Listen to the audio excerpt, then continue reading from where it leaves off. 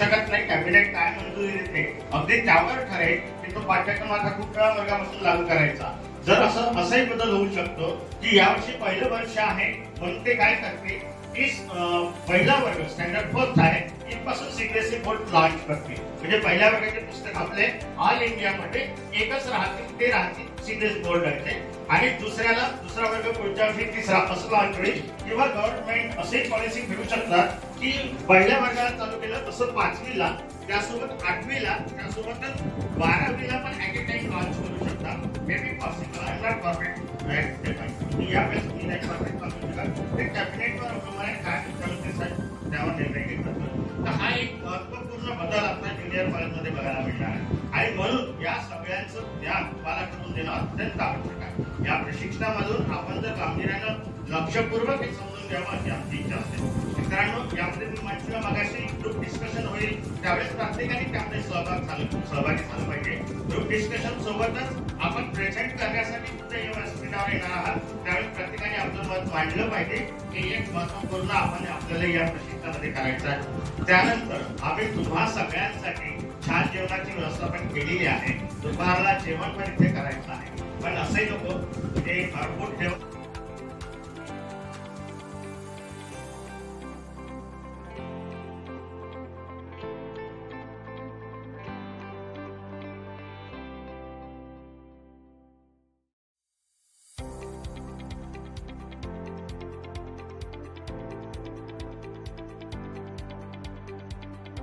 उद्देश होता, परीक्षा पाहण्याचा माझा उद्देश नव्हता आणि तो नाही. तर शाळा सिद्धी आपण भरतो.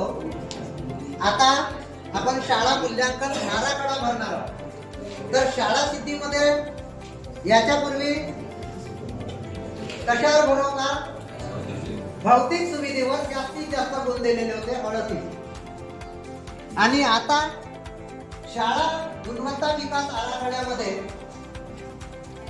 अभ्यासक्रम अध्यापन पद्धती या क्षेत्रावर सर्वात जास्त गुण 40% गुण आहे. म्हणजे पूर्वी जे भौतिक सुविधेवरचा जो हे होता गुणांक किंवा जे गुण जास्त दिले जात होते भौतिक सुविधेला, ते आता अभ्यासक्रम अध्यापन पद्धती या क्षेत्रावर 40% गुणांकन देण्यात आलेलं आहे. आणि मूल्यांकन आणि मूल्यमापन याच्यामधला फरक आपणास माहित असेल. मूल्यांकन हे आपण वर्षभर जे करतो. मूल्यांकनाचा उद्देश असाच आहे की विद्यार्थ्यांमध्ये होत असलेले बदल आणि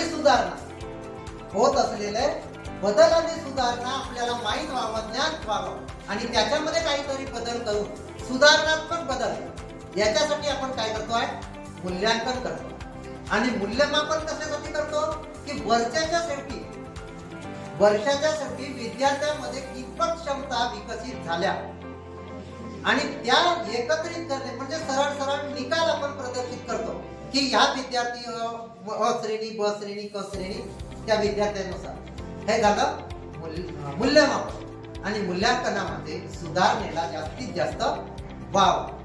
तर या क्षेत्रामध्ये सर्वात जास्त गुणांकन दिलेला आहे अभ्यासक्रम अध्यापन पद्धती आणि मूल्यांकन. तर या ठिकाणी अभ्यासक्रम अध्यापन पद्धती वेगवेगळ्या आहेत. कोणकोणत्या अध्यापन पद्धती आहेत? आपण व्याख्यान पद्धती, प्रयोग पद्धती, त्याच्यानंतर सहाध्यायी लर्निंग, पीअर लर्निंग म्हणजे एक विद्यार्थी दुसऱ्या कमजोर विद्यार्थ्याला शिकवतो, ज्याला आपण पीअर लर्निंग म्हणतो. तर या पद्धतीचा पुन्हा एक गटचर्चा आपण एखादा मुद्दा विद्यार्थ्यांना देतो आणि त्याला चर्चेस वाव देतो आणि त्याचा संबंध आपल्या अभ्यासक्रमाशी लावून अभ्यासक्रमातील एखादा घटक त्या विद्यार्थ्याला देतो आणि चर्चा पद्धती, व्याख्यान पद्धती, प्रकल्प पद्धती, सहाध्यायी मूल्यमापन अशा पद्धतीच्या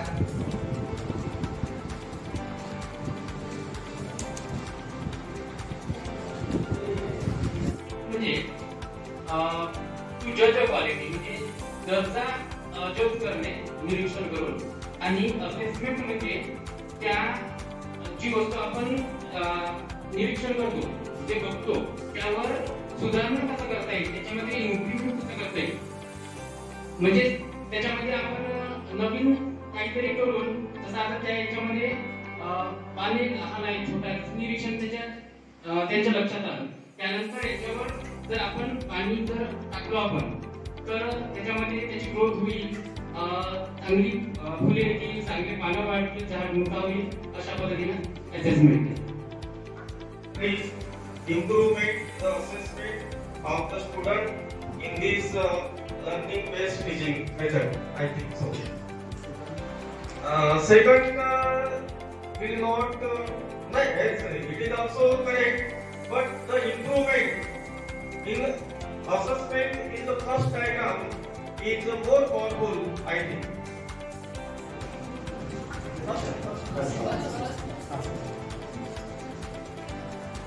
मला दोन आकृत्यांमध्ये एक फरक वाटतो. खालची जी डायग्राम आहे त्याच्यामध्ये जो अँगल आहे लर्निंगचा अँगल वाढलेला आहे. असेसमेंट मुळे लर्निंगचा अँगल मोठा होतो, हे यावरून दिसून येतं असं मला वाटतं. दोन जर आकृत्या पाहिला आपण, तर याच्यामध्ये तोच फरक जो सरांनी सांगितलेला आहे. पिरामिड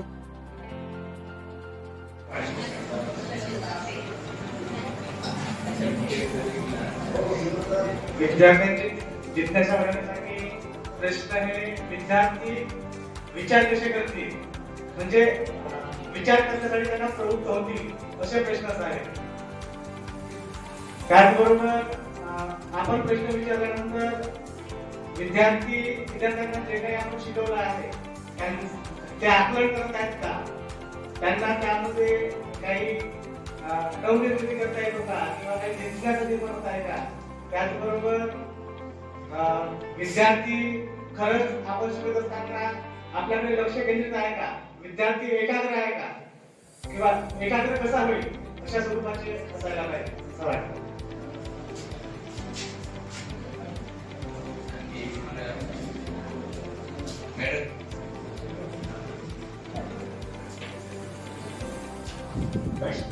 प्रश्न जिज्ञासा वाढवणारे प्रश्न जे आहेत, तर आता आपल्याला समजा एखादा त्रिकोण वगैरे घ्यायचा आहे, तर मग त्याच्यावरचे आपण जर प्रश्न विचारले तर त्याच मुलांना शोधायला सांगायचा की त्याच्याच लेवलचा दुसरा प्रश्न जो आहे तो तुम्ही तयार करा आणि मग त्या प्रश्नाचं उत्तर द्या, आणि त्यांना आपण अशाच प्रकारच्या प्रश्नांची चर्चा जर करायला लावली तर मग ते मुलं स्वतःहून पहिलेच काही तयार करून ठेवू शकतात प्रश्न, आणि मग ते चर्चेत सांगू शकतात.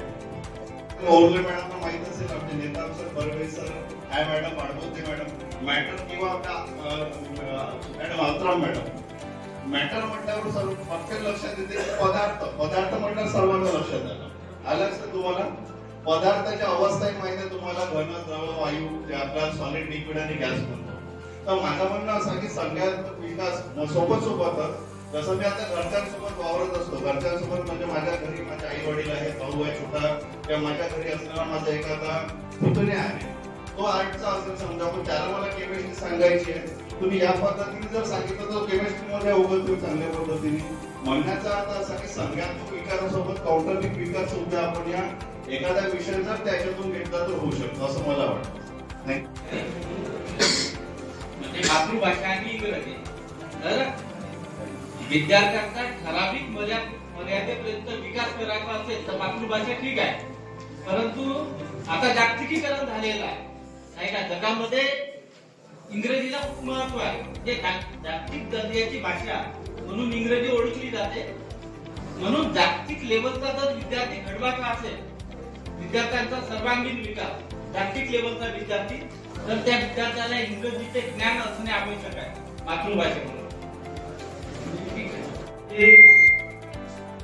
मुलांना शिक्षण जे आहे हे मातृभाषेतून द्यायला पाहिजे की इंग्रजी भाषेतून, दोन्ही भाषेतून त्याचं चांगलं आहे. Being English teacher I prefer the English, परंतु मातृभाषेतून तो विद्यार्थी चांगल्या प्रकारे शिकेल, पण त्यातून एक जे चाकूहीपर्यंत शिक्षण राहील. कारण त्याला जर बाहेर काही पाऊल टाकायचं असेल, विदेशात भरारी मारायची असेल तर त्याला सोबतच इंग्रजीचं ज्ञान आणि कौशल्य अवगत करणं अतिशय महत्वाचं आहे. आणि त्याच्यामुळे काही ठराविक अंतरापर्यंत किंवा काही ठराविक क्लासेस पर्यंत मराठी कंपल्सरी असायला पाहिजे, पण सोबत इंग्रजीचं ज्ञान सुद्धा हे तेवढंच आवश्यक आहे असं मला वाटतं. अगदी बरोबर आहे. पटले सरांच्या वक्तव्याशी मी सहमत आहे. मातृभाषा आणि आंग्ल भाषा या दोन्ही भाषेतून शिक्षण विद्यार्थ्यांना मिळणे कर्मप्राप्त आहे, विद्यार्थी करत आहेत. अलीकडे काही वर्षांपासून माध्यमिक शाळांमध्ये मराठी माध्यमासोबतच काही विषय सेमी इंग्रजी माध्यमातून शिकवणं सुरू झालेलं आहे आणि याची विद्यार्थ्यांना मदत लाभतच आहे. कारण आपल्या स्तरावर ठीक आहे, परंतु बाहेर जर आपण गेलो तर मात्र इंग्रजी शिवाय त्या विद्यार्थ्याला पर्याय नाही. पुढे त्याला अनेक अडचणींचा सामना करावा लागू शकतो आणि त्यामुळे भलेही आपण मातृभाषेतून आपण आपल्या विद्यार्थ्यांना अध्यापन करत असलो तरी परंतु इंग्रजी सुद्धा तेवढीच महत्वाची आहे असं माझं वैयक्तिक मत आहे. थँक्यू. तेव्हाच NAP 2020 हा यशस्वी होईल, अन्यथा होणार नाही असं मला वाटतं. नमस्कार मित्रांनो. इंग्रजी भाषा आणि मराठी भाषा मला तर स्पष्ट म्हणत आहे की 5व्या वर्गापर्यंत शिक्षण विद्यार्थ्याला त्याच्या मातृभाषेतून द्यावं आवश्यक आहे. ज्या बेसिक कन्सेप्ट आहेत मराठी भाषेतला त्याला समजणं आवश्यक आहे. जर मातृभाषेतून जर शिक्षण दिलं तर आपण सर्व जिल्हा परिषदच्या प्राथमिक शाळेतच येऊ. जरी आपण नंतर पुढे लेक्चर झालो, सायंटिस्ट झालो, कलेक्टर झालो, परंतु बेस हा मराठी असला पाहिजे त्याचा भाषा. नंतर त्याला जर त्या कन्सेप्ट क्लिअर झाल्या तर बाकीचं सगळं ज्ञान तो आपोआप लक्षात करू शकेल. याबद्दल दुमत नाही की इंग्रजी भाषा त्याला नसावी. सगळ्यात जर आपण पाहिलं तर बऱ्याच देशांना त्यांच्या स्वतःच्या भाषा आहेत. ते रशियन लँग्वेज त्यांनी स्वतःच्या भाषेमध्ये एक केलं. आमच्या देशात एक ना धड भाराभर हिंदी झाला, ना धड मराठी, ना धड इंग्रजी, ना धड हिंदी. अशा प्रकारची जी रचना जी आपल्याकडे आहे ती अतिशय किचकट आहे. विद्यार्थ्याला एक एक धड आज प्रायव्हेटमध्ये गेलेल्या विद्यार्थ्याला आपण मराठीचे काही शब्द विचारले अजिबात सांगू शकत नाही. आकाश निरभ्र आहे पण त्याला काय आकाश निरभ्र काय होतं हेच नाही. आणि म्हणून मराठी भाषा ही त्याला कमीत कमी 5व्या वर्गापर्यंत आवश्यक आहे. त्याचे विचार, संवेदना, भावना ह्या जर व्यक्त करायचे असतील तर मराठी भाषा आवश्यक आहे. नंतर पुढच्या शिक्षणासाठी नंतर त्याला इंग्रजी ऑप्शन असला पाहिजे, याबद्दल काही दुमत नाही. ही माझं व्यक्तिगत मत आहे. त्याबद्दल तुम्हाला वेगवेगळ्या व्यक्तींचे वेगवेगळे मत राहू शकतात. धन्यवाद. आपण संधी दिल्याबद्दल मी आपला आभारी आहे. की इंग्रजीला अवास्तव महत्व दिलेलं आहे. ज्याला इंग्रजी येते त्याला स्मार्ट व्यक्ती समजतात आणि ज्याला मराठी बोलता येतं तो गावठळ समजतात. उदाहरणार्थ जसं एक सावत्र आहे आणि एक सख्य आहे. मराठीला आज ते सावत्र आहे समजतात. आपण महाराष्ट्रात चाललो, आपल्याला अभिमान पाहिजे की आपण मराठी बोलतोय आणि मराठीचाच आग्रह या ठिकाणी करायला पाहिजे. पण जागतिक लेवलचा विचार केला तर विद्यार्थ्यांना इंग्रजी येणे गरजेचं आहे. इथे बसलेल्या माझ्या सहकारी मित्रांना बऱ्याच लोकांना इंग्रजीची अडचण असेल. त्यांची विचारसरणी किंवा त्यांची बुद्धिमत्ता चांगली असेल तर कदाचित इंग्रजीमुळे ते मागे गेले आणि सायन्सने घेता आर्ट. याचा अर्थ असं नाही की आर्ट घेतलेला विद्यार्थी म्हणजे मराठी मीडियम मध्ये शिकलेला विद्यार्थी ढ आणि सायन्स घेतलेला किंवा इंग्लिश मीडियम मध्ये शिकलेला विद्यार्थी हुशार असं त्याचा अर्थ होत नाही. पण या ठिकाणी मला असं वाटतंय की इंग्रजीला जो अवास्तव महत्व आपल्या शिक्षण प्रणालीत दिलेला आहे तो द्यायला नको वाटतं. ज्या विद्यार्थ्याला जी भाषा समजते त्या भाषेमध्ये त्याला शिक्षण घेण्याची संधी द्यावी, जेणेकरून विद्यार्थी आपली प्रगती करू शकेल आणि या जगामध्ये जे जे क्षेत्र आहेत त्या प्रत्येक क्षेत्रामध्ये जो विद्यार्थी आहे हा सहभागी होऊ शकेल आणि आपल्या देशाची प्रगती होऊ शकेल. मराठी ही भाषा प्रगल्भ भाषा आहे. आता मी मराठीचं शिक्षक असल्यामुळे माझ्या भाषेविषयी मी गुणगान करत नाही, तर इंग्रजी ही मुसलमानांची असलेली भाषा आहे. आमच्याच भाषेतून काही शब्द त्यांनी घेतले आहेत, पण मराठीची उणीव आहे. आज आपल्या खेड्यापाड्यातला एखादा अनपढ जरी व्यक्ती असेल त्याला डिलेट समजतंय, रद्द समजत नाही, सेवकर समजतंय, बदलकर समजत नाही. आणि म्हणून मराठीला सुद्धा इंग्रजीची जोड असणे आवश्यक आहे आणि इंग्रजीला सुद्धा मराठीची जोड आवश्यक आहे. त्यामुळे शिक्षण क्षेत्रामध्ये जी ती भाषासूत्र वापरली जातात ती भाषासूत्र आजही या नवीन शैक्षणिक धोरणामध्ये वापरली जावी असं माझं वैयक्तिक मत आहे. धन्यवाद. मी या शिक्षक समतावृत्ती प्रशिक्षण 2.0 या प्रशिक्षणामध्ये बसलेले आदरणीय आणि सन्माननीय मुख्याध्यापक यांना मी नमस्कार करतो. तसेच काही माझे ज्येष्ठ शिक्षक आणि माझे समवयस्क शिक्षक बंधू सर्वांना मी या ठिकाणी नमस्कार करतो. सगळ्यात महत्त्वाची गोष्ट, शिक्षण प्रक्रियेमध्ये ज्ञान ही ट्रान्सफर होणारी एक संकल्पना आहे. असं म्हणतात की ज्ञान जेवढं म्हणजे ज्ञानाचं ज्ञान जेवढं होईल तेवढं ते ज्ञान घनशोध होत जातं, ते समृद्ध होत जाते. आणि म्हणून शिक्षणाचा उद्देश जर प्रत्येक स्तरातील विद्यार्थ्यांना परिपूर्ण बनवण्याचा असेल, सर्वांगीण विकास किंवा सर्व विषयाचं ज्ञानामध्ये तो निपुण बनवत असेल, तर त्यामध्ये भाषा ही घटना कामावर केली जाते. सगळ्यात महत्त्वाचं म्हणजे अशा बरेचसे ग्रामीण भागामध्ये शिकणारे विद्यार्थी असतात की त्यांच्यामध्ये टेक्निकल ज्ञानाविषयी उत्सुकता असते.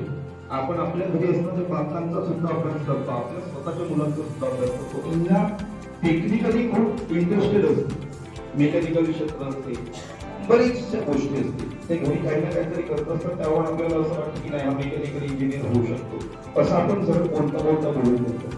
पण त्याचं शिक्षण जर लहानपणापासून KG1 किंवा नर्सरीमध्ये इंग्लिश मिडियम शाळेमध्ये होत असेल तर निश्चितच तो त्या क्षेत्रामध्ये आपले ध्येय निश्चित करू शकतो. पण त्याचं शिक्षण जर मराठी माध्यमाच्या शाळेमध्ये होत असेल आणि त्याला त्या क्षेत्रामध्ये इंटरेस्ट आहे, पण भाषा ही त्याची भविष्यामध्ये अडथळा येऊ शकते, म्हणून तो त्या फॅकल्टीकडे वळत नाही. आणि हे झालं माझ्या बाबतीत. मी सायन्स घेणार होतो, पण माझं परिपूर्ण शिक्षण जिल्हा परिषद शाळेत आणि प्रायव्हेट सेक्टरच्या माध्यमिक मराठी शाळेमध्ये झाल्यामुळे मी सायन्स घेऊ शकलो नाही. कारण मला त्यावेळी सांगितलं गेलं की सायन्स हे खूप कठीण असते, ते ट्युशन लावू लागतं, आपल्या आईवडिलांकडे तेवढा पैसा नाही, प्रत्येक फॅकल्टीची ट्युशन आपण लावू शकतो, प्रत्येक विषयाची ट्युशन आपण लावू शकत नाही. ते मला मी इंटरेस्टेड होतो, परंतु इंग्रजी मी कुठंतरी त्यावेळी विद्यार्थी दशेत, आता मी इंग्रजीचा टीचर आहे, हा एक वेगळा भाग झाला. त्याच्यानंतर आम्ही मेहनत घेतली की इंग्रजी कमजोर असल्यामुळे तिला आम्ही शस्त्र बनवून त्याच्यावर जास्त काम केलं. पण त्यावेळी जेव्हा मला डिसिजन घ्यायचं होतं 11वी नंतर 11th मला ऍडमिशन करायची होती, त्यावेळी इंग्रजी किंवा सायन्स कडे न जाण्यामध्ये मला भाषा हा विषय अडथळा. आणि जे माझ्या बाबतीत घडलं ते कदाचित जगातील अनेक लोकांच्या बाबतीत घडत असेल. आणि ज्ञान जर प्रसारित होण्याची संकल्पना असेल, ती ट्रान्सफर होण्याची संकल्पना असेल, आणि ज्ञान शिक्षण व्यवस्थेचा खरा उद्देश प्रत्येक विद्यार्थ्याला पारंगत करण्याचा असेल, तर निश्चितच इंग्रजी माध्यम किंवा मराठी माध्यम हे त्या घेणाऱ्याचा ऐच्छिक भाग असला पाहिजे. त्याला कोणत्या लँग्वेज मध्ये शिकायचं आहे तो निवडेल. मग तेच ज्ञान परिपूर्ण भारतामध्ये बोललेल्या भाषेमध्ये दिलं जावं असं माझं या ठिकाणी वैयक्तिक मत आहे. नमस्कार. तर इथं डिफरन्स सांगितलेला आहे इंग्लिश लँग्वेज आणि मराठी लँग्वेज. मातृभाषा खरंच मातृभाषा आवश्यक आहे सर्वप्रथम. त्या लेवलपर्यंत जोपर्यंत विद्यार्थी आपला कन्सेप्ट क्लिअर करत नाही तोपर्यंत. पण नॅशनल लेवलचा जर विचार केला ना आपण, इंटरनॅशनल लेवलचा, तर इंग्रजी शिकणे आवश्यक आहे. आमच्या सरांनी खंत व्यक्त केली की मराठी आणि म्हणजे इंग्लिश ज्याला येत नाही त्या लोकांना कमी समजलं जाते, तर तो कमी लो लेवलच्या मानसिकतेचा परिणाम आहे. नाही समजत कोणाला तसं लोक, तुम्ही तो विचार काढून टाका. कारण बघा, जर आपण मराठीमध्ये जर आपण काही मेडिकलचे शब्द पाहिजे तर मेडिकलचे शब्द नाही भेटत. मेडिकल टेक्निकल मध्ये जर मराठीमध्ये जर शब्द पाहतो म्हटलं तर नाही भेटत, इंग्लिश मध्येच पाहावं लागतं. दुसरी महत्वाची गोष्ट, आपलं जो राज्य आपला देश आहे ना, प्रादेशिक दृष्ट्या आहे ना, इतकं विभागलेले आहे, यामध्ये विविध भाषा आहेत. आणि काही म्हणून आपण जर सांगितलं की हिंदी लावा मराठी लावा पूर्ण देशामध्ये, तरी पॉसिबल नाही. इंग्लिश शिवाय पर्याय नाही. कारण आपण जर साऊथ मध्ये जर वापरलो हिंदी लावा म्हणून, तर काही करून टाका तुम्ही, हिंदीला रिजेक्शन आहे सरळ. आणि तो जो वापरतो तो आई आणि वडील आणि परिसरामध्ये वापरतो आपल्या घराजवळ, आणि त्यांची भाषा जर मराठी असेल तर साहजिकच त्या मुलांचा मराठी भाषेवर प्रभुत्व असतो. जसं मी या शिक्षण क्षेत्रात म्हणजे ज्युनियर कॉलेजला येण्यापूर्वी एका आश्रम शाळेमध्ये काम करत होतो. त्या आश्रम शाळेमध्ये खूप डीपमधले मुलं यायचे, आदिवासी मुलं, आणि त्यांना जर मी मराठी जेव्हा बोलायचो तेव्हा त्यांना समजत नव्हता. पण एखाद्या तिथलाच कर्मचारी मला सांगायचा की त्यांना मराठी समजत नाही, तू त्या गोंडी भाषेमध्ये बोल. तर मी त्यांच्या लेवलमध्ये थोडी गोंडी भाषा शिकला, परंतु तेव्हा मला कळला की जर जे मी शिकवत आहे हे जर मी त्या गोंडी भाषेमध्ये त्या मुलांना शिकवलं असतं तर खरंच त्यांना लवकर समजलं असतं. मग प्रत्येक शिक्षक आपल्या म्हणत आहेत की आपल्याला जागतिकीकरणामध्ये जायचं आहे तर इंग्रजी शिकायला पाहिजे, इंग्रजीला जो महत्व दिला जातो. मग मला असं वाटते की जी मातृभाषा आहे त्या मातृभाषेमधलं जर सामर्थ्य शिक्षण जर आपल्याला मिळत असेल तर आपण खरंच त्या शिक्षणावर प्रबंध मिळवू शकतो. आज आदिवासीच्या मुलांना जर गोंडी भाषा त्यांना अवगत आहे, त्याला जर गोंडी भाषेमध्ये शिक्षण मिळालं तर तो त्या क्षेत्रामध्ये प्रावीण्य पटकावू शकतो. आणि त्यामुळे मला असं वाटतं की प्रत्येक क्षेत्रामध्ये इंग्रजीच महत्वाची आहे असं नाही, परंतु आजची जी देशाची परिस्थिती आहे या देशाच्या परिस्थितीमध्ये जागतिकीकरणामध्ये इंग्रजीला सरांनी म्हटल्याप्रमाणे वाजवीपेक्षा जास्त महत्व आहे. आपण आज आपण इथे जे बसलेले आहोत हे बसलेले शिक्षक काही कॉन्व्हेंटमध्ये गेलेले नाही. आम्ही जेव्हा शिकलो तेव्हा 5वी वर्गामध्ये आम्हाला एबीसीडी शिकली, सरांनी शिकवले, त्यामुळे आमची इंग्लिश थोडी वीक आहे. परंतु आज जे मुलं आहेत, जो मुलगा 3 वर्षाचा होतो, आपल्या सर्क्युलरमध्ये सांगितलं आहे KG1 KG2 ला जातात आणि ते मुलं घरी इंग्रजी बोलतात. म्हणजे मला असं वाटतं की दिवसेंदिवस इंग्रजीचं प्रभुत्व वाढत आहे आणि आपली मराठी कुठेतरी मागे येत आहे. आणि त्यामुळे मला असं वाटतंय की शिक्षण किमान प्राथमिक शिक्षण जो 5-3-3 आहे तर 5 आणि 3 या क्षेत्रामध्ये शक्यतो शिक्षण हा मातृभाषेतूनच मिळाला पाहिजे, मातृभाषेवर त्याचं प्रभुत्व पाहिजे आणि त्यानंतरच मग ज्या काही जागतिक भाषा आहेत इंग्रजी वगैरे त्या भाषांचा वापर झाला पाहिजे असं मला वाटतं. की इंग्लिश असो की बंगाली असो, तर यामधून जर आपलं शिक्षण झालं तर आपल्याला ते लवकर समजणार. मात्र हे सर्व भाषा जोडणारे डोळे म्हणजे ते इंग्रजी असायला पाहिजे. कारण सर्वांचे वेगवेगळ्या राज्यातील वेगवेगळ्या देशातील लोक जेव्हा एकत्र येतात तेव्हा इंग्रजीला महत्व असते. आणि आपण जर मराठीचा विचार केला तर आपण आपले इमोशन्स, आपल्या फिलिंग्स या आपण आपल्या मातृभाषेमधूनच म्हणजे मराठीमधूनच चांगल्या प्रकारे मांडू शकतो. जेव्हा आपल्याला एखादी गोष्ट लागते तेव्हा ऐकलं, बाबा हे गोष्ट आपण जेव्हा म्हणतो तेव्हा समोरच्या व्यक्तीला समजतंय की इमोशन्स काय आहेत, त्यांना कुठेतरी लागलं आहे, ते आपण मम्मी पप्पा म्हणतो तर समोरच्याला समजणार नाही. त्यामुळे मला असं वाटतं की मातृभाषा हे आपले इमोशन्स फिलिंग्स मांडण्याकरिता अतिशय महत्वाचं आहे. परंतु नेमकं जे पुस्तकात लिहिलेलं असतं तीच भाषा आपण खरंच बोलतो का घरी? मी माझा स्वतःचा एक सेकंदाचा अनुभव सांगते. एक दिवस मी गडचिरोलीला एका दुकानामध्ये गेले. आता आपल्या गडचिरोलीची भाषा तुम्हाला माहिती नाही, आपल्या सगळ्यांना माहिती आहे आपली गडचिरोलीची भाषा कशी आहे. आपल्याला खूप प्रेम आहे आमच्या गडचिरोलीच्या भाषेचं. मला स्वतःला सांगते गडचिरोली आणि गडचिरोलीची भाषा आणि इतकीच्या आवडीने गडचिरोली म्हटलं की मला खूप अभिमान आहे गडचिरोलीचा. तर दुकानात गेल्यानंतर मी त्यांना एक वस्तू मागितली ती त्यांनी म्हटलं की एवढे पैशाचे. मी म्हटलं देऊन द्या. तर मग तिथे कोणी नागपूरच्या वगैरे असेल लेडीज वगैरे तर त्यांनी म्हटलं यांची भाषा देऊन द्या म्हटलं. म्हणजे अशी आपली भाषा आहे सर.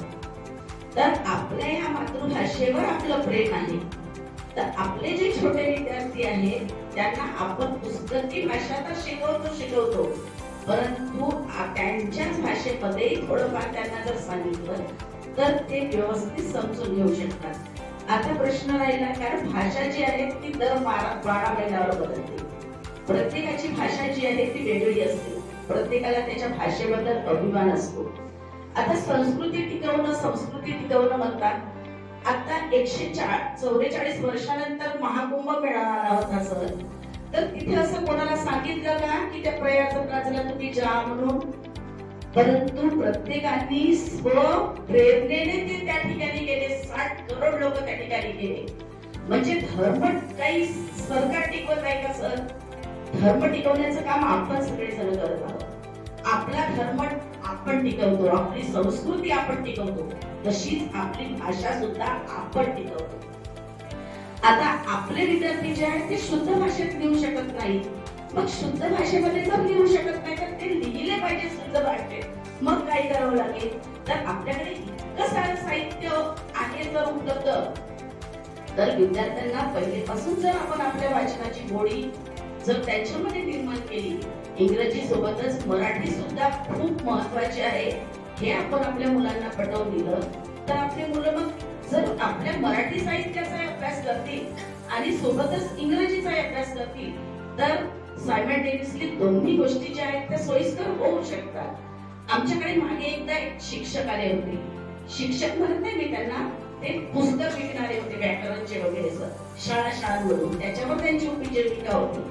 त्यांनी मला सांगितलं की मॅडम म्हणे माझी मुलगी 3 वर्षाची होती तेव्हापासूनच म्हणजे मी तिला असं म्हटलं म्हणे की कम कम, आणि मग तिला म्हणजे मी कृतीतून इशाऱ्यातून असं सांगायचं किंवा गो किंवा take it, put it, run असे वगैरे जे मी सांगत होतो म्हणे. आणि त्या माध्यमातून कृतीतून मी तिला इंग्रजी शिकवलं आणि आता माझी मुलगी इंग्रजी खूप व्यवस्थित बोलू शकते असं त्यांनी सांगितलं. त्यानंतर कालपर्यंत आम्ही परीक्षेच्या कामात व्यस्त होतो. त्याच्यानंतर आमचे दुसरे पण महत्वाचे काम शिष्यवृत्तीचे प्रस्ताव पाठवायचे आहेत ते सगळ्या विद्यार्थ्यांचे.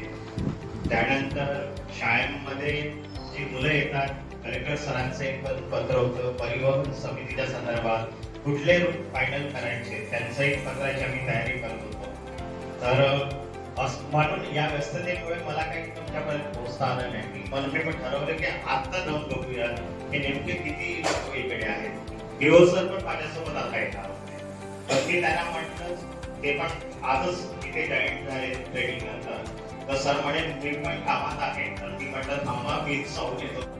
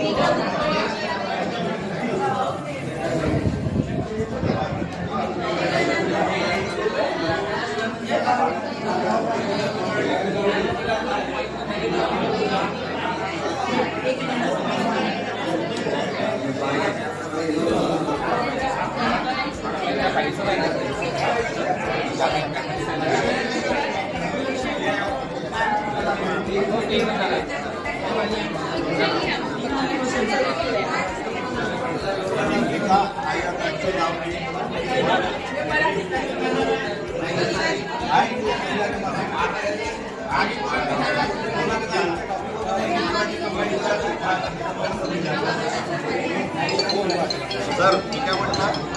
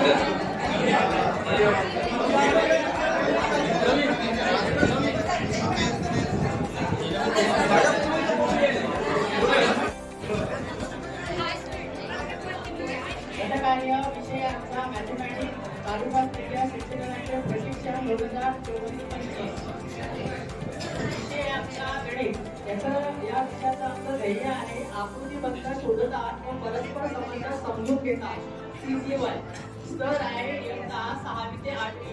याची शब्द आहे आकृती बंधामधील नियमांचे वर्णन करणे.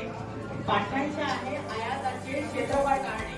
आता आपल्याला माहित आहे की आयात कुठल्या काय असतो, त्याला किती बाजू असतात, किती शिरोबिंदू असतात, एकमेकांच्या बाजू आहेत त्या समांतर असतात. याची आपल्याला संकल्पना आहे की आयाताची संकल्पना आपल्याला विद्यार्थ्यांना पटवून घ्यायची असेल तर त्या माध्यमातून बघून घ्यायची आहे. ही आम्ही परीक्षामध्ये तयार केली आहे. त्या प्रश्नाच्या बघा तर प्रश्न कसे असतील. तर पहिला प्रश्न आहे आयताचे क्षेत्रफळ काढण्याचे सूत्र सांगा. याचा प्रश्नाचा प्रकार आहे वस्तुनिष्ठ. अध्ययनिष्ठ की याचा विद्यार्थी आपल्याला सांगेल विद्यार्थी आकृती आयताची आकृती क्षेत्रफळ काढेल. जो सूत्र असेल त्या सूत्रामध्ये जो लांबी रुंदी जे काही असेल त्याच्यात ठेवेल आणि त्याचा उत्तर काढेल. आणि याचं टेक्नॉलॉजी आहे ज्ञान. आणि याचा जो स्तर होता दोन प्रकारचे हॉट प्रॉब्लेम आणि लॉटमध्ये लॉटवाला म्हणजे किंमत स्पर्धा. दुसरा प्रश्न आहे आयताच्या समोरासमोरील बाजू एकमेकांना असतात. आयताची आकृती केलेली राहील त्याच्यावरून विद्यार्थी आयताचे समोरासमोरील बाजूची लांबी रुंदी काढणार. प्रश्नाचा प्रकार आहे वस्तुनिष्ठ. अध्ययनिष्ठ याची विद्यार्थी आयताची लांबी व रुंदी मोजेल. सगळ्यात पहिल्यांदा त्याला आकृती दिली राहील त्याच्यावरून त्याची लांबी रुंदी समोरासमोरील बाजू सारख्या असतात की त्याला समजेल आणि त्याच्यावरून त्याची लांबी आणि रुंदी मोजेल. यानंतर याचा जो टेक्नॉलॉजी स्तर होता तो लॉट होता. याच्यासोबत एक आकृती दिली होती त्याच्या समोरासमोरील बाजू दिल्या होत्या. विद्यार्थ्यांना दिल्या राहतील त्याची लांबी दिली राहील आणि रुंदी दिली राहील. तर त्याला ते मोजायचं आहे. त्यानंतर विद्यार्थी आयताचे गुणधर्म अभ्यास करतो किंवा त्याचं जे काही लांबी रुंदी मध्ये त्याचं उपयोजन दोन टेक्नॉलॉजी आहे आणि त्याचा जो स्तर आहे हा सुद्धा लॉट मध्ये येतो. तिसरा प्रश्न आहे तिसरा प्रश्न आहे घरातील आयताकृती खिडकीचे क्षेत्रफळ काढणे. याचा प्रश्न प्रकार आहे लघुकरण. तर विद्यार्थी आकृतीचे निरीक्षण करून क्षेत्रफळ काढतो. उत्तर स्तरामधला हा आपल्याला एक प्रकारचा प्रश्न त्या विद्यार्थ्यांना विचार करण्यासाठी आपल्याला वापरता येईल. त्याच्यानंतर चौथा क्वेश्चन आहे एका आयताची लांबी ही रुंदीच्या जर दुप्पट असेल तर त्या आयताचे क्षेत्रफळ काढा. म्हणजे हा काठीण्य पद्धतीचा जर प्रश्न झाला या आयताच्या बाबतीतला. यामध्ये हा दीर्घकालीन स्वरूपाचा प्रश्न आहे. तर विद्यार्थी दिलेल्या आकृतीवरून आयताचे क्षेत्रफळ तो चांगल्या प्रकारे काढू शकतो. म्हणजे एक प्रकारची नवनीत संकल्पना त्या आयताच्या माध्यमातून त्याला समजली आहे म्हणून काढण्याचा प्रयत्न करेल. आणि हा एक प्रकारचा हॉट क्वेश्चन आहे. तर अशा प्रकारे आपण आयताचे क्षेत्रफळ कसे काढतात हे विविध प्रश्नांच्या माध्यमातून आपण सगळ्यांना विद्यार्थ्यांना सांगून काढण्याचा आम्ही प्रयत्न केलेला आहे. आम्ही सादरकर्त्याचं आमचं नाव आहे व्यायाम सुनील टेकडे महात्मा गांधी नियोजन कार्य आलगुडीवरून.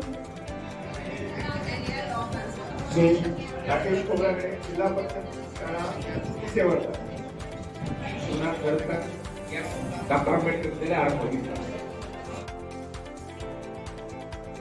सांगायचं झालं तर जो आउटर मोस्ट पार्ट आहे इपिकॅलिक्सचा इंडिव्हिज्युअल मेंबरला म्हटलं जातं bracket. Second most outer part is there that is calyx. या कॅलिक्सच्या इंडिव्हिज्युअल मेंबरला म्हटलं जातं सेपल. त्याच्यानंतर third most part is there that is the corolla. कोरोलाच्या इंडिव्हिज्युअल पार्टला म्हटलं जाते पेटल. त्याच्यानंतर हे तिन्ही होते अबाउट ऍक्सेसरी फ्लोरल वॉल. आणि त्याच्यानंतर जो इसेन्शियल फ्लोरल वॉल आहे ते इसेन्शियल फ्लोरल वॉल आहे अँड्रोशियम. अँड्रोशियमच्या इंडिव्हिज्युअल मेंबरला म्हटलं जातं स्टेमन. आणि सेकंड चौथी आहे इसेन्शियल फ्लोरल वॉलचा सेकंड पार्ट आहे दॅट इज द गायनोशियम. आणि या गायनोशियमच्या इंडिव्हिज्युअल मेंबरला म्हटलं जातं Tapi. And that was about the different part of the song. Thank you.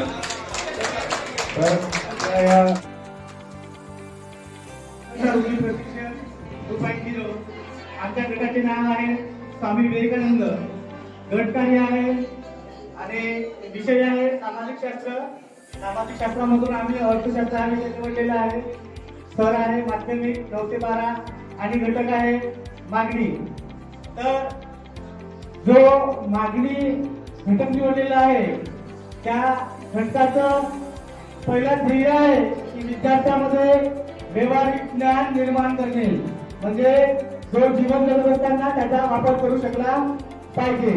त्यानंतर त्यामध्ये आम्ही क्षमता निर्माण केलेली आहे की खरेदी शक्तीची क्षमता निर्माण करणे.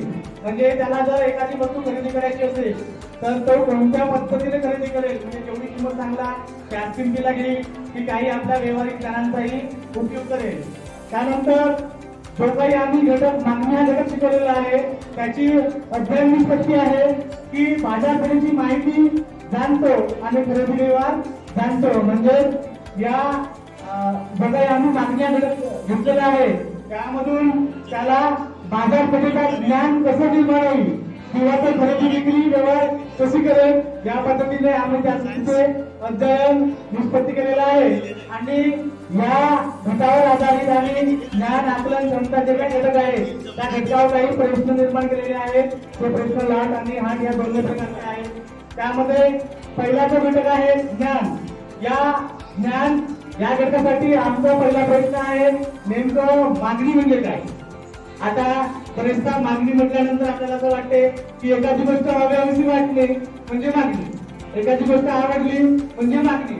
जसं मी जर म्हणेल की मला कार पाहिजे किंवा मी कारची मागणी करतो, ही माझी इच्छा आहे, मागणी नाही. कारण जर एखाद्या वस्तूची मागणी करायची असेल तर त्यासाठी क्रयशक्ती म्हणजे पैसा पाहिजे आहे, प्रबळ इच्छा पाहिजे आहे आणि ती वस्तू खरेदी करण्याची त्याची इच्छा सुद्धा असायला पाहिजे. क्रयशक्ती म्हणजे पैसा, प्रबळ इच्छा आणि ती खरेदी करण्याची क्षमता. म्हणजे काही व्यक्तीकडे पैसा असतो, इच्छा असतो, पण जर तो कंजूस असेल तर ते वस्तू खरेदी करू शकत नाही. म्हणजे जर तीनही घटक निर्माण होत असतील तर आपण त्याला मागणी म्हणू शकतो. आणि मागणीची व्याख्या साधारणपणे असं म्हटलं जातं की विशिष्ट वेळी विशिष्ट किमतीला एखाद्या व्यक्तीने एखाद्या वस्तूची केलेली खरेदी म्हणजे मागणी. त्यानंतर दुसरं आहे की खरेदी वस्तूची यादी करा. म्हणजे जर एखादा विद्यार्थी असेल तर आपण त्याला म्हणू शकतो की बाबा तू बाजारपेठेमध्ये जात आहे, कोणत्या वस्तूची खरेदी करशील, त्यासाठी तुम्ही यादी करेल बाजार करायला असेल वांगे टमाटर जे काही आपल्याला जीवनावश्यक वस्तू आहे किंवा उपभोगाच्या वस्तू आहेत त्यावर तुम्ही खरेदी करू शकतो. दुसरा घटक आहे आकलन.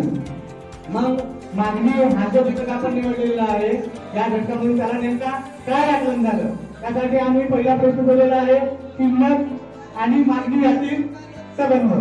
आता किंमत आणि मागणी यातील संबंध म्हणजे किंमत आणि मागणी यांच्यामध्ये नेमका कोणता संबंध आहे. तर त्याला एका प्रकारचं घ्यायचं झालं तर मागणी आणि किंमत याचा संबंध वेगवेगळ्या स्वरूपाचा आहे. जसं आपण उदाहरणामध्ये म्हणू शकतो शक्तीचा आकडा. किंमत वाढली तर मागणी कमी, किंमत कमी तर मागणी जास्त. त्यानंतर दुसरा प्रश्न पडलेला आहे की वस्तूची मागणी वाढण्याचे कारण कोणते आहे. मग आपण असं म्हणतो की किंमत कमी झाली तर मागणी वाढतो, किंमत वाढली तर मागणी कमी होतो. मग ही जी मागणी आहे ही मागणी वाढण्याचे कारणे कोणते आहेत. तर याचं प्रमुख कारण साधारणपणे आहे किंमत. कारण किमतीचा आणि मागणीचा पूर्णपणे व्यस्त संबंध आहे. बाजारामध्ये गेलं आपल्याला एखादी वस्तू घ्यायची नसेल पण जर ती सस्ती मिळत असेल तर आपण खरेदी करतो म्हणजे वस्तूची किंमत आहे. त्याचबरोबर व्यक्तीचे उत्पन्नात वाढ, आता जो पगार आहे 20-40% तो जर 100% झाला तर 6% आम्ही मागणी वाढवू शकतो. उत्पादनात वाढ, त्याचबरोबर जाहिरातीचा परिणाम, असे बरेचसे घटक आहेत. ते घटक आपण वस्तूची मागणी वाढवण्याचे कारण सांगू शकतो. त्यानंतर उपयोजन या घटकावर आम्ही प्रश्न केलेला आहे की वस्तूची मागणी वाढली तर मागणीवर काय परिणाम होईल.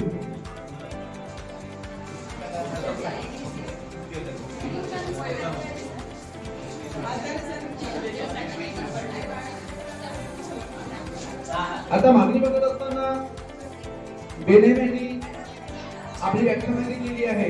विशिष्ट वेळी विशिष्ट वस्तूची विशिष्ट खरेदी करण्याची क्षमता किंवा नसंख्या म्हणजे मागणी होय. आता ही मागणी आपण अभ्यासत असताना आपण उपयोजनात्मक काही गोष्टीचा अभ्यास करत असतो. जसं वस्तूची किंमत वाढली तर मागणीवर काय परिणाम होईल, जाहिरातीच्या मागणीवर होणारा परिणाम, ह्या सगळ्या गोष्टी मागणीवर अभ्यास करत असताना मागणीचा अभ्यास ज्ञान मिळवत असताना ह्या सगळ्या गोष्टींची जाणीव आपल्या सर्वांना होत असते. त्यानंतर आहे विश्लेषण. जीवनाचे वस्तू आणि पोहोच्या वस्तू यातील जो काही फरक असतो तो आपण प्रत्यक्ष जीवनामध्ये अनुभवत असतो आणि हा अनुभव आपल्या जीवनामध्ये प्रत्यक्ष दैनंदिन व्यवहारांमधून आपण हा व्यक्त करत असतो. त्यानंतर मूल्यमापन जो आहे, मागणीला प्रभावित करणारे घटक आहेत ते घटक आपण विचारात घेतलं तर मागणीवर प्रभावित करणारे घटक अनेक असतात आणि त्या घटकाच्या अनुषंगाने आपण जे काही कृती करतो, जे काही कार्य करत असतो त्याचा संपूर्ण प्रभाव आपल्या मागणीच्या घटकाच्या माध्यमातून होताना आपल्याला प्रभावीपणे दिसून येत असतो. अशा पद्धतीने हा मूल्यमापन आपण सुद्धा करत असतो. त्यानंतर मागणीची नवनिर्मिती म्हणजे नवनिर्मिती जो घटक असतो तो नवनिर्मिती घटक मागणी वाढविण्यासाठी केल्या जाणाऱ्या उपायाची चर्चा जी आहे ही प्रामुख्याने सातत्याने होत असते. आणि ही चर्चा होत असताना आपल्याला जीवनावश्यक ज्या काही गरजा असतात आणि आवश्यक ज्या काही गरजा असतात त्या गरजाच्या अनुषंगाने ह्या सगळ्या नवनिर्मिती आपल्याला सर्वांना होत असतो. कारण दररोज सकाळी उठल्यापासून तर रात्री झोपेपर्यंत सगळ्या नवीन नवीन गोष्टींची आवश्यकता वाटत असते आणि त्यातूनच नवनिर्मिती आपल्याला म्हणायला काय होत नाही. आणि साध्या सोप्या शब्दामध्ये आपल्याला या घटकांचा अभ्यास हा प्रभावीपणे आपल्याला करता येईल. धन्यवाद.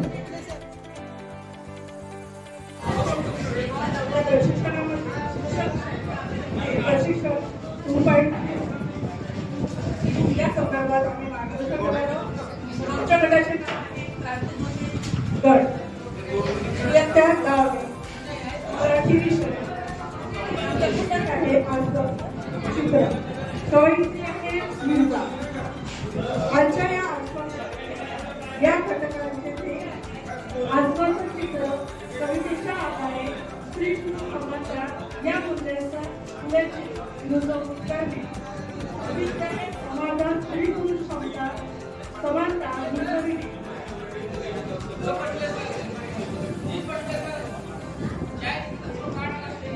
आमचा क्रांतिज्योती गटाच्याद्वारे आम्ही आश्वासक चित्र या कवितेचं विश्लेषण करणार आहोत.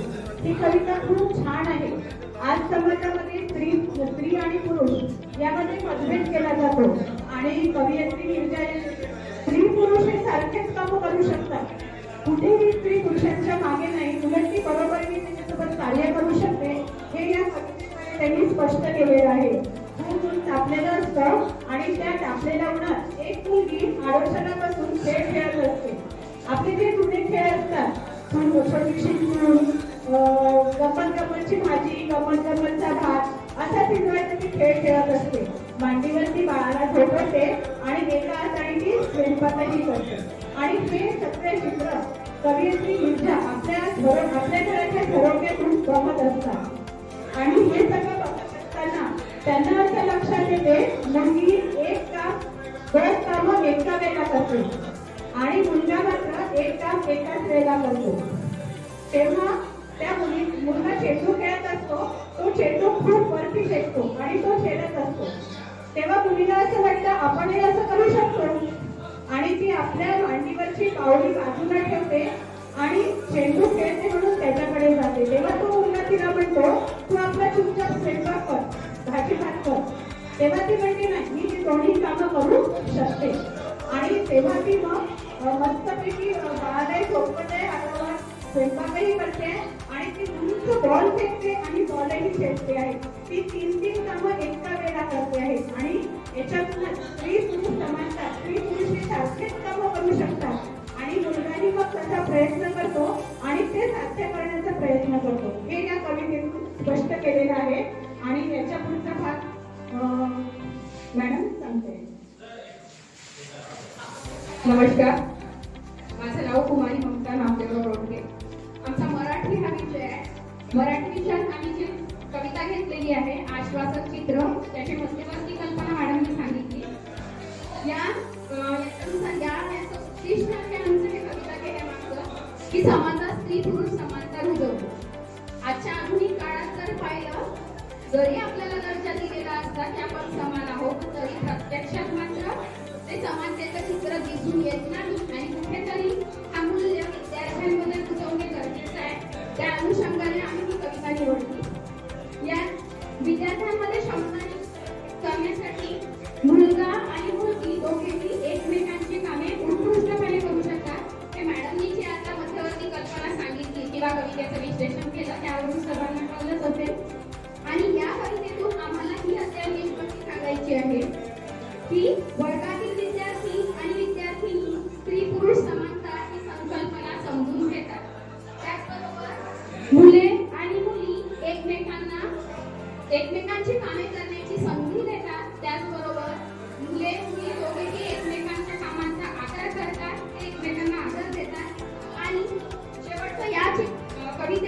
जे तापलेलं ऊन दाखवलेलं आहे. कवितेतील तापलेलं ऊन म्हणजे आपल्या समाजातील जे विदारक चित्र आहे स्त्री पुरुष असमानतेचं.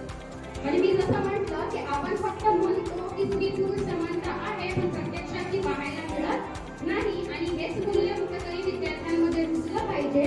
ते या कवितेच्या माध्यमातून आम्ही दाखवण्याचा प्रयत्न केलेला आहे. तर हे वास्तव समजून घेतात मुलं त्या कवितेचा अर्थ सांगितल्यामुळे.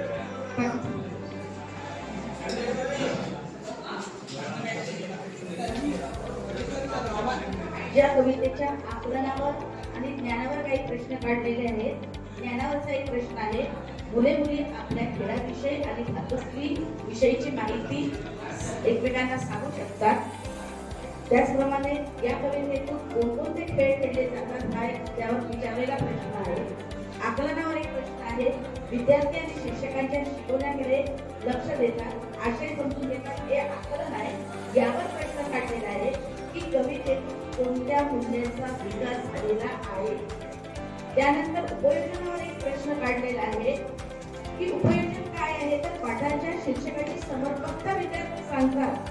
आणि यावर एक प्रश्न काढलेला आहे की तुमच्या कुटुंबामध्ये स्त्री समानता मग आहे का, तुम्ही बहीण भाऊ दोघे जण आहे, मग तुमच्या आई तुमच्या बाबा कोणते प्रश्न जे आहेत ते म्हणजे तुम्हाला कोणते कामं सांगतात आणि मुलीला कोणते कामं सांगतात याविषयीची चर्चा करून त्यावर प्रश्न काढलेला आहे.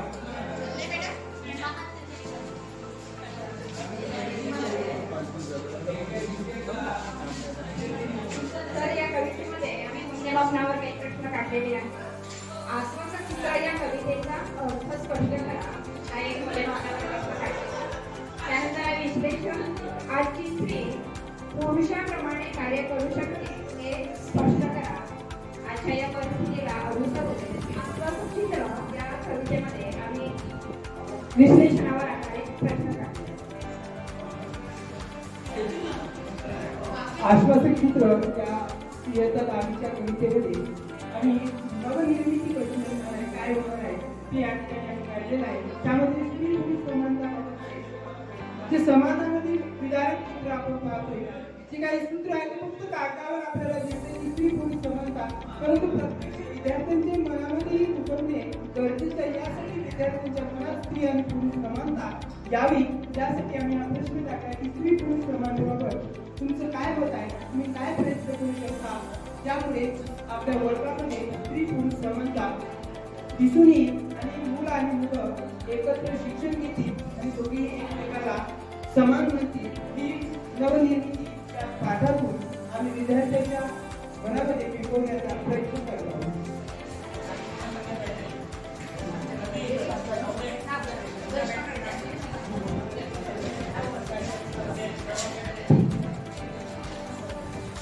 क्रांतिज्योती गटामध्ये सहभागी शिक्षक आहेत.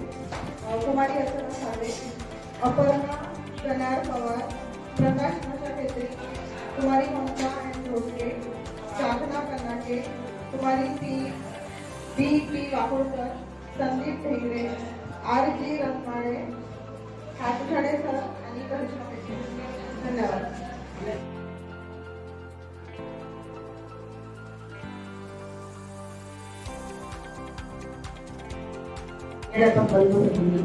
आणि या ठिकाणी उपस्थित असलेले सर्व सहकारी यांना सुद्धा मी नमस्कार करते.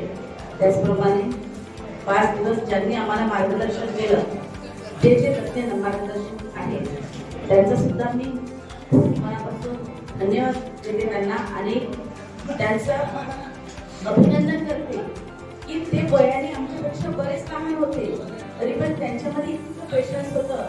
माझ्यासोबत जे नागनवरे सर आहेत, मलादे सर आहेत, खेडेकर सर आहेत आणि बाकी जे म्हणजे इथे नाही आहेत त्या सगळ्यांबद्दल मी एवढे दोष सांगू इच्छिते की त्यांनी अगदी पेशन्स ठेवून आम्हाला योग्य पद्धतीने मार्गदर्शन केलं. काही गोष्टी आम्हाला पटल्या नाही, आम्ही काही म्हणजे गोंधळ गडबड केला तरी सुद्धा त्यांनी म्हणजे दुर्लक्ष केलं. आमच्या वयाचा त्यांनी मान ठेवला, परंतु आपलं कार्य त्यांनी तेवढंच भेटाने आणि जोमानं केलं. या ठिकाणी त्यांनी ज्या PPTs वगैरे दाखवले त्याचा आम्हाला बराच फायदा होणार आहे आणि प्रशिक्षण हे व्हायलाच पाहिजे. प्रशिक्षण झाल्यामुळे कसं सगळ्या लोकांच्या गाठीभेटीला होतातच, परंतु चर्चेतून अनेक मार्ग निघतात आणि हेच प्रशिक्षणाचा खरं उद्दिष्ट आहे. या ठिकाणी 5 दिवस सर्वांना 2 टाइम म्हणजे 1 टाइमचं जेवण मिळालं, चहा मिळाला. त्याचप्रमाणे कोणतीच अशी गैरसोय नाही झाली आणि खरंच 11 वाजता मिळाले तर 11 वाजताच प्रशिक्षण सुरू होत होतं. आणि हे प्रशिक्षण जे आहे ते ज्यांनी म्हणजे मनापासून केलेलं आहे त्याचा त्यांना पुढच्या दृष्टीने खूप फायदा होईल. आताच आपल्याला स्टॉकची जे रजिस्ट्रेशन झालेलं आहे माहिती भरायची आहे तर त्याचा उपयोग होणार आहे. सर्वांनी यानंतरही त्यांनी प्रशिक्षण जर घेण्यात आले तर त्या प्रशिक्षणाला आवर्जून उपस्थित राहिलं पाहिजे. एवढेच मी सदिच्छा बाळगते. सर्वांचे मी पुन्हा एकदा आभार मानते आणि माझे 2 शब्द धन्यवाद.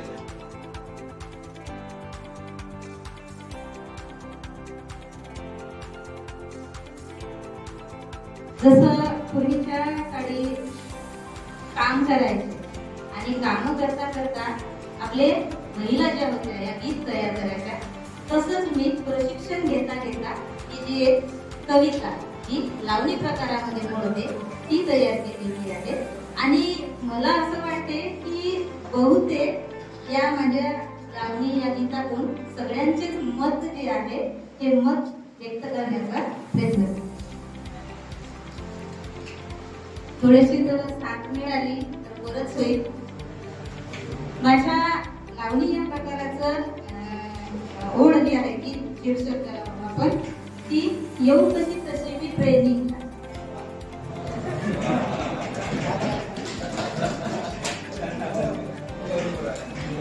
तालुका राज्यस्तरीय प्रशिक्षणाचे अध्ययनाचे आपण लागले समजायला. तालुका राज्यस्तरीय प्रशिक्षणाचे अध्ययनाचे आपण लागले समजायला. येऊ कशी तशी मी ट्रेनिंगला हो, येऊ कशी तशी मी ट्रेनिंगला, येऊ कशी तशी मी ट्रेनिंगला हो, येऊ कशी तशी मी ट्रेनिंगला. मुख्याध्यापक म्हणतात शाळेत या, शाळा बंद ठेवायची का. मुख्याध्यापक म्हणतात शाळेत या, शाळा बंद ठेवायची का. पालक विचारतात अभ्यासक्रम किती, पालक विचारतात अभ्यासक्रम किती. विद्यार्थी म्हणतात स्वाध्याय घ्या हो, येऊ कशी तशी मी ट्रेनिंगला, येऊ कशी तशी मी ट्रेनिंगला हो, येऊ कशी तशी मी ट्रेनिंगला. शिक्षक जमतील तिथे चार, एकमेकांचे जुळतील विचार. शिक्षक जमतील तिथे चार, एकमेकांचे जुळतील विचार.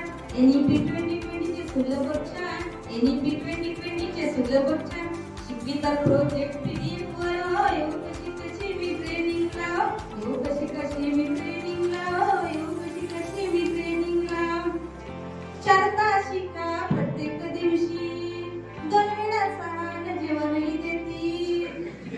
4 तास शिका प्रत्येक दिवशी, 2 वेळा समान जेवणही देती. BRCचे कर्मचारी डोकावून पाहती, BRCचे कर्मचारी डोकावून पाहती. माहिती पूर्वी जातली करायला हो, येऊ कशी कशी मी ट्रेनिंगला, येऊ कशी कशी मी ट्रेनिंगला हो, येऊ कशी कशी मी ट्रेनिंगला. पर्यवेक्षक पण तुम्हीच व्हा, सहाय्यक परिरक्षक तुम्हीच राहा. पर्यवेक्षक पण तुम्हीच व्हा, सहाय्यक परिरक्षक तुम्हीच राहा. केंद्र प्रमुख म्हणतात परीक्षा केंद्रावर या, केंद्र प्रमुख म्हणतात परीक्षा केंद्रावर या. दररोज निलंबनाच्या बातम्या पहा, येऊ कशी कशी मी ट्रेनिंगला, येऊ कशी कशी मी ट्रेनिंगला हो, येऊ कशी कशी मी ट्रेनिंगला. पेपर तपासणी ठरते डोकेदुखी, मॉडरेटरला बापा घाई मोठी. पेपर तपासणी ठरते डोकेदुखी, मॉडरेटरला बापा घाई मोठी. चिफ मॉडरेटरला तर बोर्डाची भीती, चिफ मॉडरेटरला तर बोर्डाची भीती. जीव माझा लागलाय घाबरायला हो, येऊ कशी कशी मी ट्रेनिंगला, येऊ कशी कशी मी ट्रेनिंगला हो, येऊ कशी कशी मी ट्रेनिंगला. व्हिडिओ म्हणतात उपस्थिती, नसतील त्यांची नावावसेती. व्हिडिओ म्हणतात उपस्थिती, नसतील त्यांची नावावसेती. विस्तार अधिकारी सोकास देती, विस्तार अधिकारी सोकास देती.